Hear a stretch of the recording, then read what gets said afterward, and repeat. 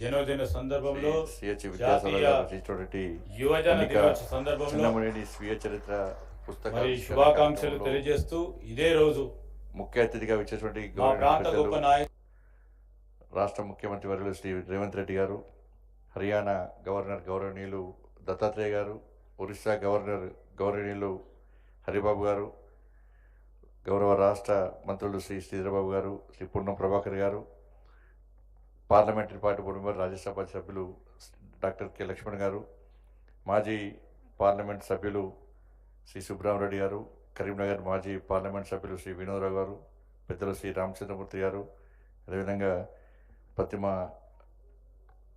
అధినేత శ్రీ శ్రీనివాసరావు గారు, ఇతర పెద్దలందరికీ విచ్చేసినటువంటి అందరికీ కూడా హృదయపూర్వక నమస్కారాలు.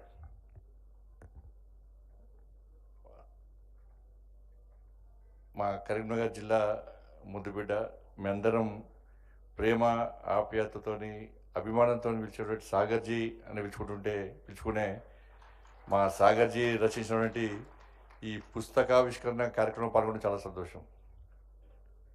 ఎందుకంటే ఈరోజు స్వామి వివేకానంద జయంతి, జాతీయ యువజన దినోత్సవం.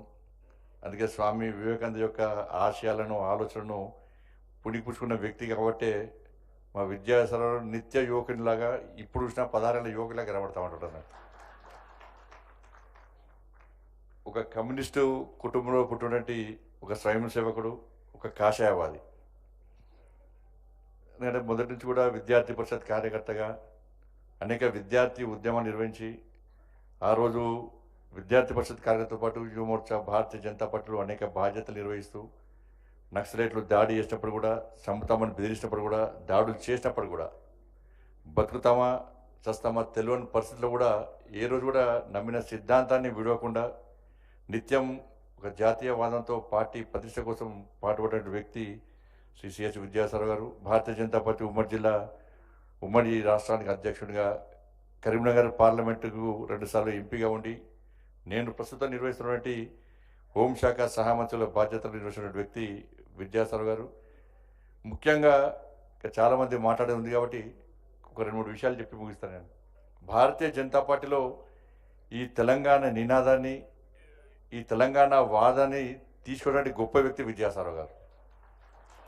తెలంగాణ ఉద్యమం ఒక ఓటు, భారతీయ జనతా పార్టీ మొదటనే ఒక ఓటు 2 రాష్ట్రాలను తీర్మానం చేసిన తర్వాత ఈ తెలంగాణ రాష్ట్రంలో ఉద్యమ తీవ్రత ఇంకా స్టార్ట్ కాకముందే నాకు చాలా గుర్తు, 98లో అనుకుంటా, ఇక్కడ ఉన్న వైస్రాయ్ హోటల్ ముందు ఒక పెద్ద ఫ్లెక్స్ కట్టారు విద్యాసాగర్ గారు.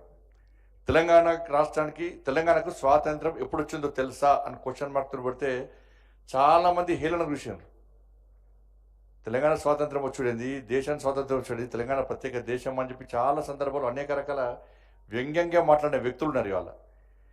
కాబట్టి ఈరోజు 17th సెప్టెంబర్ తెలంగాణ రాష్ట్రానికి స్వాతంత్రం వచ్చిందంటే 1948 17th సెప్టెంబర్ అని చెప్పి ఈరోజు చెప్పుకుంటున్నామంటే నిజంగా తెలంగాణ విమోచన దినోత్సవం అంటేనే విద్యాసాగర్ గుర్తొస్తారు. ఇలా ఏ రాజకీయ పార్టీ చేయని సందర్భంలో భారతీయ జనతా పార్టీ రాష్ట్ర అధ్యక్షులు ఉన్నప్పటి నుంచి కూడా ఇప్పటి వరకు కూడా తెలంగాణ విమోచన దినోత్సవాన్ని అధికారికంగా జరపాలని చెప్పి నిరంతరం పోరాటం చేస్తూ అనేక మంది కార్యకర్తలు లాఠీ దెబ్బలు, కాళ్ళు చేతులు విరిగినప్పుడు కూడా ఇక్కడ వెనుకడు వేయకుండా తెలంగాణ విమోచన దినోత్సవం అధికారికంగా జరపాలని చెప్పి భారతీయ జనతా పార్టీ ఏదైతే ఉద్యమం చేసిందో ఆ ఉద్యమానికి కర్త కర్మక్రియ శ్రేష్ఠ విద్యాసాగర్ గారు. అద్వానీ గారి యొక్క నేతృత్వంలో, వాజ్పేయి గారి యొక్క ప్రభుత్వంలో పనిచేసిన వ్యక్తి నాకు చాలా గుర్తు. ఒకసారి కరీంనగర్లో అద్వానీ గారి బహిరంగ సభ ఉండే, ఉదయం మార్నింగ్ 4 o'clock మేము గెస్ట్ హౌస్ చౌరస్తాలో ఉదయం 4 గంటలకు మేము 5 కార్యకర్తలు కలిసి ఆ సర్కిల్ చుట్టూ జెండాలు కడుతున్నాం, బ్యానర్లు కడుతున్నాం.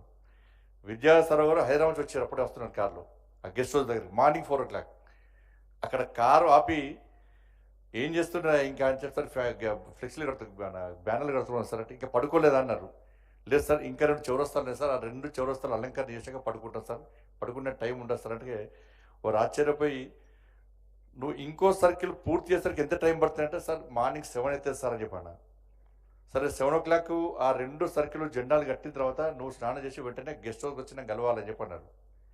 ఉదయం గెస్ట్ హౌస్ పోయిన తర్వాత వాళ్ళ గన్మెన్ పిలిచి ఒక ఫ్లాస్కు, ఒక టీ కప్, ఒక బ్యాగ్ నా చేతికిచ్చి, నువ్వు అద్వానీ గారి వెంట నువ్వే ఉండాలి, నువ్వే వెంట ఉండాలి. అద్వానీ గారికి ఛాయ్ అంటే చాలా ఇష్టం.